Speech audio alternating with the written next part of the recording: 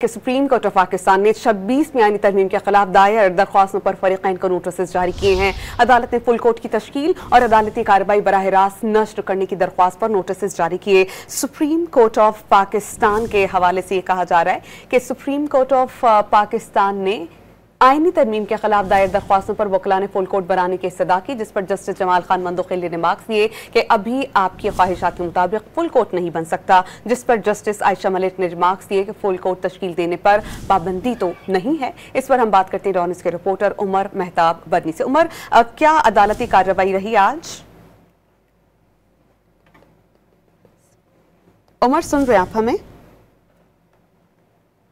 हम कोशिश करते हैं अपने रिपोर्टर से राब्ता बहाल करके इस खबर के बारे में मजीद उनसे जाने।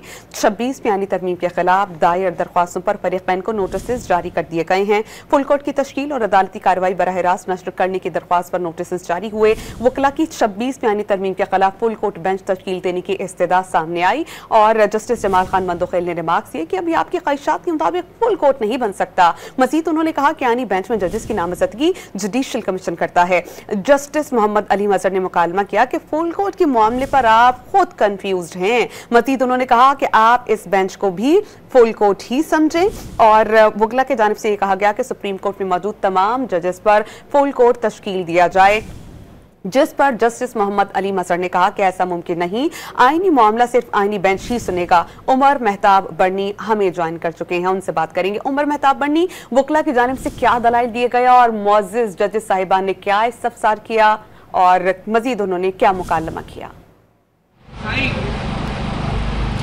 जी बिल्कुल, आज सुप्रीम कोर्ट के जस्टिस अमीनुद्दीन खान की सरबराही में 8 रुकनी आईनी बेंच ने 26वीं आईनी तरमीम के खिलाफ दरख्वास्तों पर समाअत की। दौरान समाअत फरीकैन के वकला अदालत में पेश हुए और उनकी जानिब से पहला मुतालबा जो अदालत के सामने रखा गया वो ये था कि इन 26वीं आईनी तरमीम की दरख्वास्तों पर फुल कोर्ट जो है वो तश्कील दिया जाए। ताहम अदालत की जानिब से ये रिमार्क्स दिए गए कि आपकी ख्वाहिश पर फुल कोर्ट जो है वो नहीं बन सकता इस वक्त। इसके अलावा जस्टिस जमाल खान मंदोखिल ने रिमार्क्स दिए कि जो आईनी बेंच है उसमें जजेस की जो तैनाती है वो जुडिशल कमीशन करता है और इस वक्त तमाम जो आईनी बेंच के जजेस हैं उनका ही ये फुल कोर्ट बना हुआ है, आप इसी को फुल कोर्ट समझें। इसके अलावा वकला की जानिब से ये एतराज़ भी उठाया गया कि जो पार्लियामेंट, जो मौजूदा पार्लियामेंट है वो ये तरमीम करने के अहल जो है वो नहीं थी, क्योंकि अभी भी इंतखाबी उज़रदारियों से मुतल्लिक मुकदमात जो हैं वो अदालतों में ज़ेर समाअत हैं, उनके फैसले जो है वो नहीं हुए और अभी भी ये कहा जा रहा है कि जो मौजूदा हुकूमत है वो फॉर्म 47 की हुकूमत है। ताहम जिस पर अदालत की जानिब से रिमार्क्स दिए गए कि अगर हम ये इंतज़ार करने लग जाएं कि इंतखाबी उज़रदारियों से मुतल्लिक फ़ैसले आ जाएं तो फिर तो 26वीं आईनी तरमीम का केस जो है वो तो लटक जाएगा।